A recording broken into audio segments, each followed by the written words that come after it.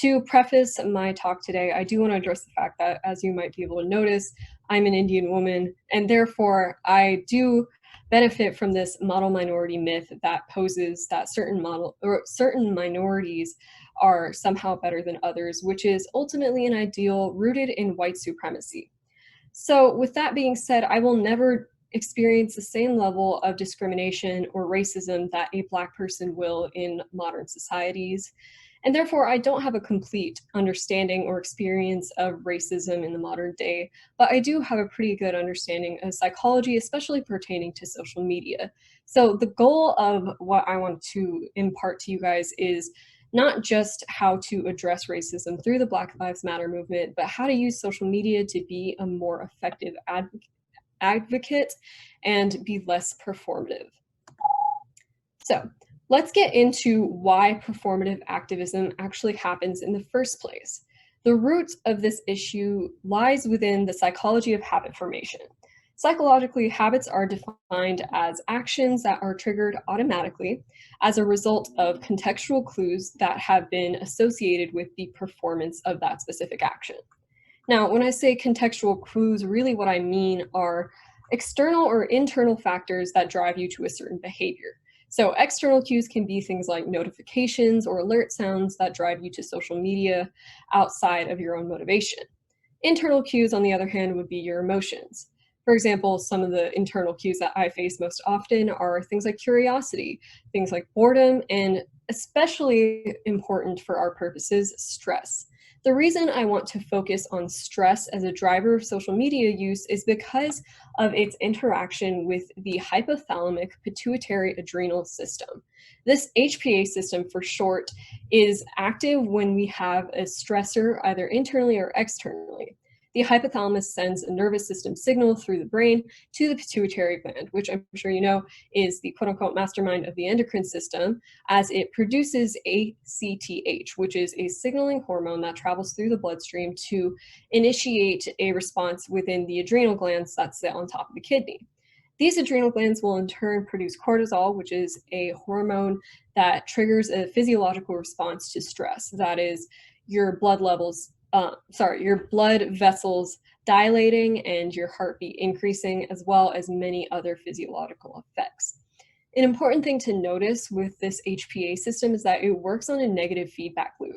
So as soon as the body gets to a certain level of cortisol concentration, that will signal the hypothalamus to shut down the HPA system because it's no longer needed and because the body has responded. Another way that we respond to stress, however, is by looking for reward.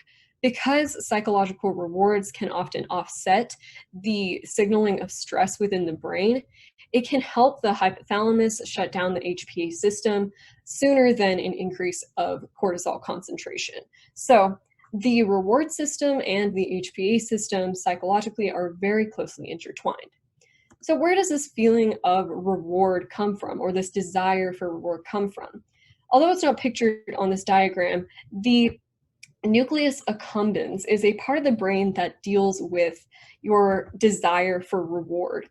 So it is placed right near the septal nuclei, which is the part of the brain that controls your short-term memory development. And typically in neurology, the places that are close together have the most neural connections, so they're highly intertwined in the way that they function. So if you put two and two together, your short-term memory and your desire for rewards are very closely intertwined. This feeling of reward and this reward system is central within our limbic system. If you've taken a psychology course or you've taken an anatomy course, you know that the limbic system in the brain, A, organizes our memories, and B, allows us to process emotions. And overstimulation of the limbic system, as well as the HPA system and dopaminergic reward pathways, can occur as a result of social media use. And an important effect of this overstimulation is in the amygdala. The amygdala is a part of the brain that controls our perception of risk. So when we overstimulate the limbic system and all of its effects, we get a less sharp ability to judge between risk and reward. So if you've ever had the experience of being on social media when you don't really want to, or you don't really have a rational reason to be on social media, that might be the reason. Because when our brain's resources are occupied with limbic system activity, we are less likely to process things within our frontal lobe and use active, rational cognition. Social media as a platform also contributes to our psychological interaction with advocacy. Social media is very much an artificial and overwhelming source of dopamine release, and it mimics social processes as well as consumatory behaviors, things like sex or eating, that are passive processes in the sense that they don't engage active reasoning or rational cognition. These are things that elicit pleasure and create a dopaminergic link in our brain that creates habit-forming behaviors. Now, once we initiate an action enough times that it becomes a habit, over time, that action will become more associated with the cue that leads us to it rather than our rational motivation. So, but after a certain amount of time of being on Instagram, you'll start clicking Instagram simply because you have a notification, not necessarily because you have a reason to be on Instagram or any other social media platform that you would like to apply this to. And this really results in the major ill within performative activism, which is going on social media without an intention and not being intentional with the messaging that you put out on it. So how can we get past that? How can we avoid performative activism and understand its dangers? I've created an acronym to help you guide your way through activism on social media and keep some of these principles in mind in the future as you post things. The A stands for audience. Understand that every person that's using a social media platform has a specific demographic of followers. And you want to make sure that you're understanding that data and putting it to good use, because you need to know whether your audience is made up of college students or teachers or individuals who are in prime voting age between 17 and 18, because that'll affect your messaging towards them.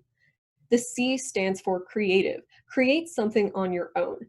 People will pay more attention to things that have a humanistic element to it, rather than regurgitated infographics that have been posted 50 to 60 times within other followers that or other people that they follow that they've seen on their feed before.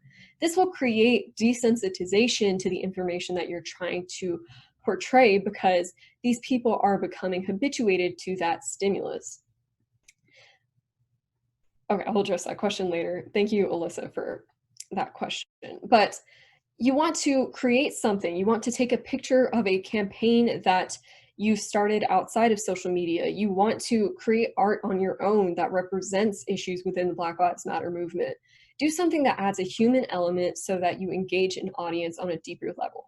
And finally, the T stands for transfer. You want to transfer your audience's attention from social media to the real world. Social media does a great job of imitating real-world social processes, as you saw before in that diagram, but in order to make social media the most effective for activism purposes, you need to break out of the design of social media by leaving the app more compelling than staying on it. And to do this, you have to command long-term comprehension. Post things that stimulate rational thinking and long-term memory so that the information that you portray lasts longer than the next story they watch. Now, why is it important at all that we address performative activism? Why does this matter? A great example of why this is so important to avoid is the Blackout Tuesday event. We all saw on that day how many people posted black squares on their Instagram feeds with captions that were relatively simplistic for the most part. And oftentimes it seemed as if people were posting this black square as a blanket denunciation of racism without actually doing the work to dismantle the systems that racism relies on. And a lot of this is happening not because the people who are posting are bad people, it's simply because of the psychology of normative pressure, which is something that humans have been doing for thousands and thousands of years. Normative pressure prevents us from making our own independent decisions because evolutionarily, working within social roles and social norms is something that's kept us safe. But with activism, it's a lot different. Because without following normative pressure, we now have the ability to make sure that the information that we're spreading is not disinformation, that it's not biased, that we fact check what we post, that we research behind the scenes, not just as a performance on social media. And that leaves me with really my thesis today. Make sure that you're doing the work for the causes that matter to you because it inspires other people to do the same exact thing. With its impulse-driven, low-resistance nature, performative activism oversaturates the power of social media as this end-all be-all ecosystem for activism. Social media is powerful, don't get me wrong.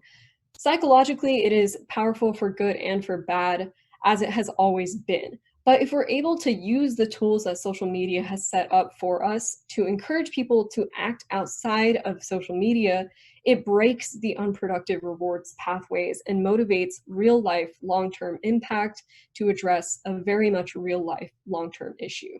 Thank you.